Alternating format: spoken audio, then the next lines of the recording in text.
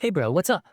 So we finally got that Dying Light 2 update 1.88 rolling out. Let's talk about performance and stability because that's something a lot of players were feeling, especially those of you running the game on DX11.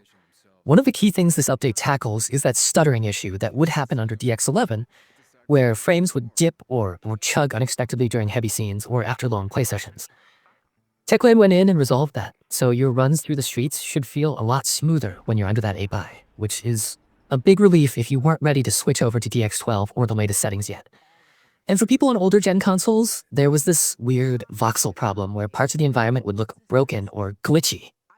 Basically like pieces of the world were missing or rendered incorrectly. That's been fixed too, bringing more visual consistency to those systems. Now, moving over to gameplay, which is where the meat of the fixes start to show up. One of the quirks that had players baffled was this situation where you could actually sell certain bundle weapons to vendors even if you didn't own the blueprint for them. That was obviously not intended, because swords and gadgets in Dying Light are supposed to be earned, crafted, and tracked. This patch corrects that, so you shouldn't see that exploit anymore. You'll need to own the blueprint before you can flip those parts for cash.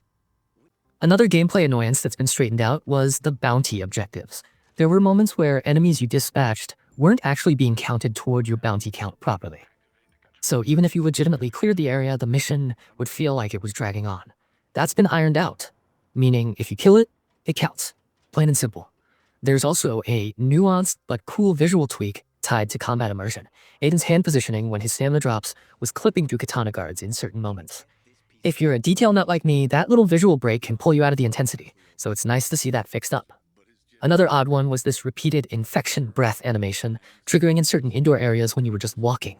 Something that didn't make sense contextually. That's been stopped too, smoothing out that part of the experience so you're not seeing unintended animations that break the flow of the game. UI and connectivity didn't get forgotten either. There was this weird situation where if your network connection dropped, the connection info pop-up would only show the first time it happened, leaving you in the dark on subsequent drops. That's been fixed, so you'll get consistent feedback about your connection status now. Helpful if you're playing co-op with friends or just hosting your own session and want reliable indicators when something goes wonky. Last but definitely not least, the visual and environmental fixes are some of the more subtle yet surprisingly impactful ones.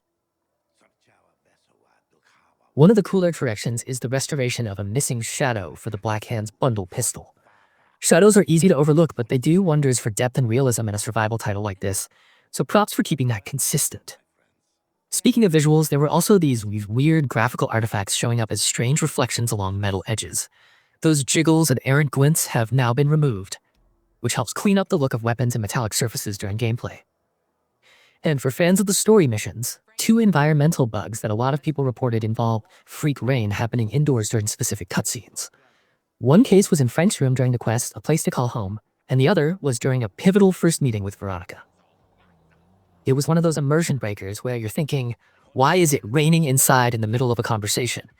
And the patch rectifies that, so you're back to whether that makes sense for the scene. Those fixes might sound minor, but they really tighten the narrative presentation and make those moments feel grounded the way the devs originally intended. All in all, this update doesn't introduce massive new content or overhaul systems.